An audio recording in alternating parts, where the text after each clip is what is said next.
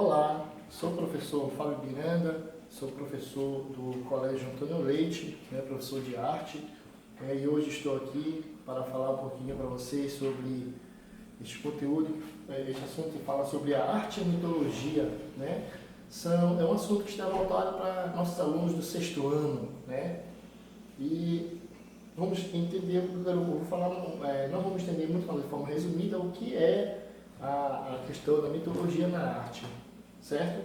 Pois bem, então é lá. Sabemos o quê? Que algumas questões são fundamentais para o ser humano entender. Por exemplo, a criação do universo, a vida, a morte e nossas emoções, etc. São questionamentos que o homem se propôs a fazer, a pensar. Essa tese, esses pensamentos, essas ideologias de questionar as coisas que acontecem no nosso dia a dia, no mundo, ela vem de muito tempos atrás, de épocas bastante longas, E elas basicamente começaram, essas teses, essas ideologias começaram com os povos gregos, com os gregos, até porque os gregos tinham aquela coisa aquela questão de começar a questionar as coisas, como foi que se criou o mundo, o que causa certos fenômenos naturais, com relação aos sentimentos, por exemplo, por que a gente sente certos tipos de sentimentos, como o amor, o que é o amor, o que é o sofrimento. Então, são coisas, questionamento que o homem procurou algumas respostas, encontrar uma resposta para essas coisas que eles começavam, que as pessoas sentiam, o homem sentiu no seu dia a dia. Então, é só, para essas perguntas, esses povos de diferentes lugares e épocas criaram diversas narrativas. Então, quem foi o primeiro, a quem a gente pode agregar a essas informações que está aqui no slide? A que povo a gente pode agregar essas informações? Aos povos gregos. Com eles começou a questão das narrativas, das histórias contadas. E para essas histórias, para essas narrações, a gente ficou denominado de histórias narrativas mitológicas, certo? Então, essas histórias mitológicas que iniciaram-se com os gregos, elas se expandiram por todos os outros territórios, por todos os povos, E isso em épocas distintas também, tá certo? Então, muitas dessas mitologias, elas são transmitidas, as histórias mitológicas, esses enredos mitológicos, eles são passados de geração em geração, entre os povos, através da oralidade, através de histórias contadas, Então, elas são interpretadas de forma diferente por cada povo. Por quê? Porque alguns sempre acrescentam alguma coisinha a mais para enriquecer. Aí isso torna a interpretação diferenciada entre os povos. Sempre alguém acrescenta uma informação a mais. Tá? Beleza?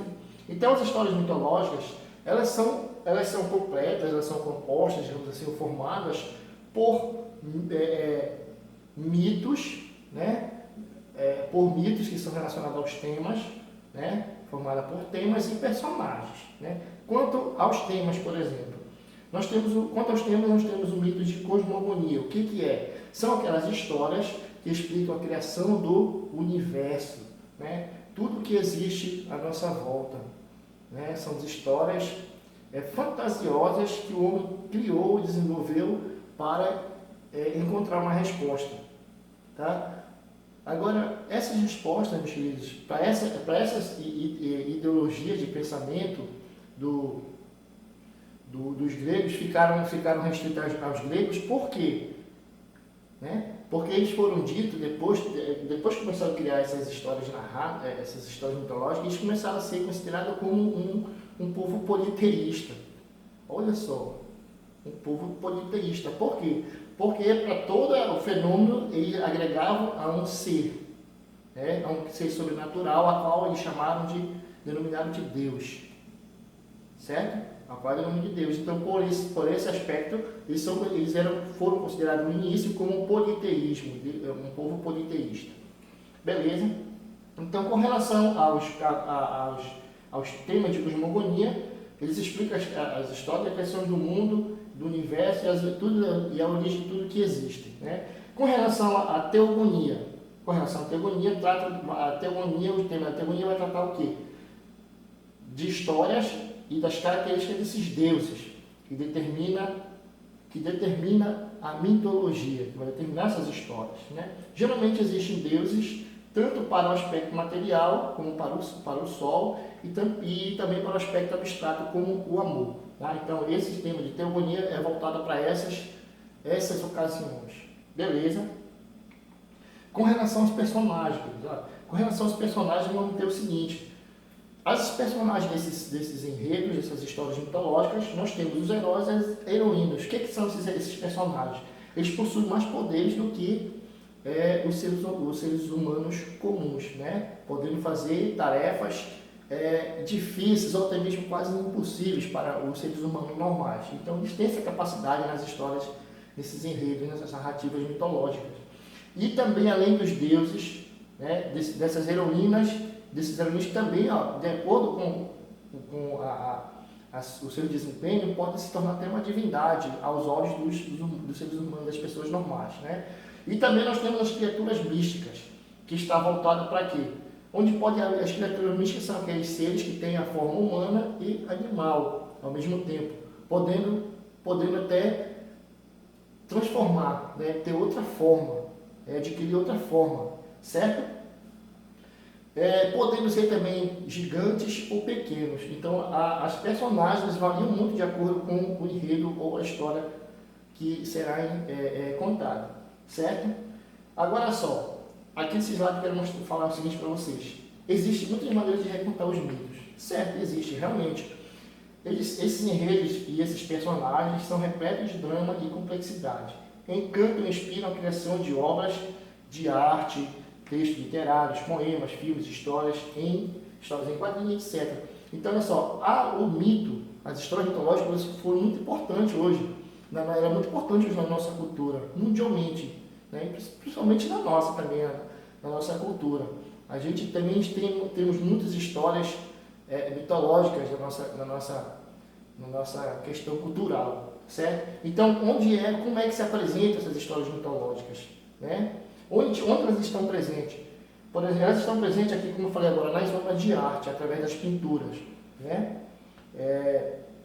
Tem uma obra de arte chamada Afrodite, né? Que na cultura greco-romana é chamada de Vênus, né? É uma obra de arte que representa uma deusa da beleza ou da fertilidade, certo? Uma obra pintada pelo Botticelli.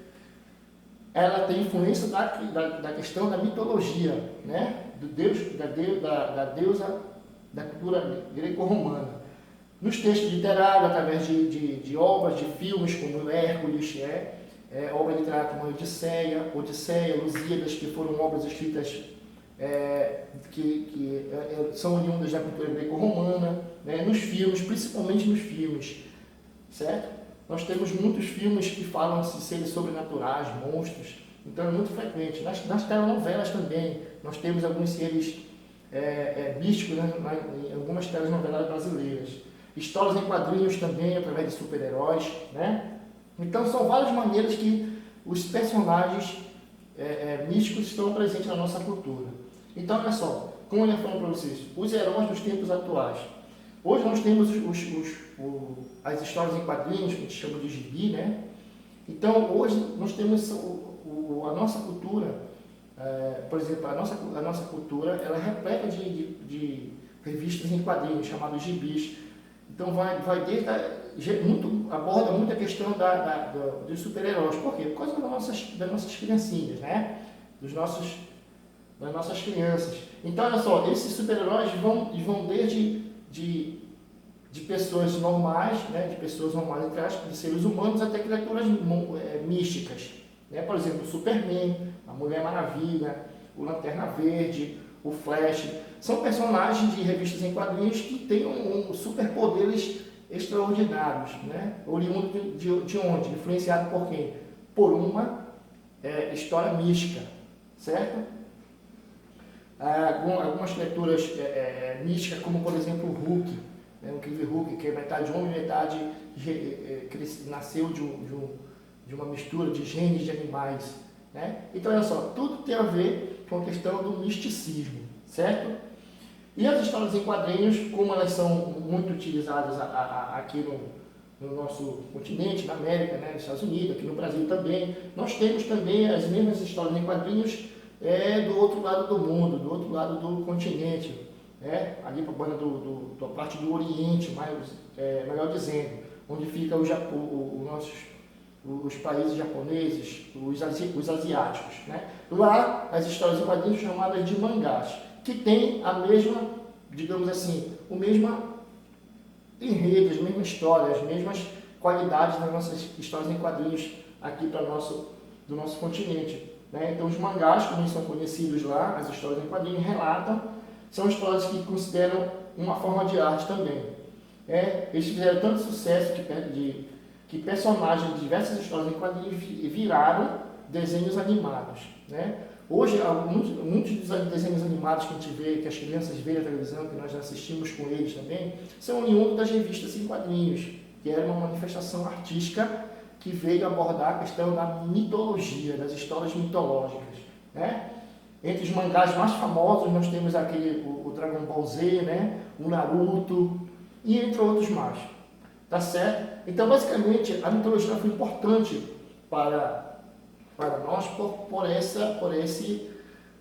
esses motivos, né? E despertaram, abriram as ideias dos criadores de arte, tanto nos filmes, quanto nas histórias em quadrinhos, nos livros escritos. Tá ok? Beleza?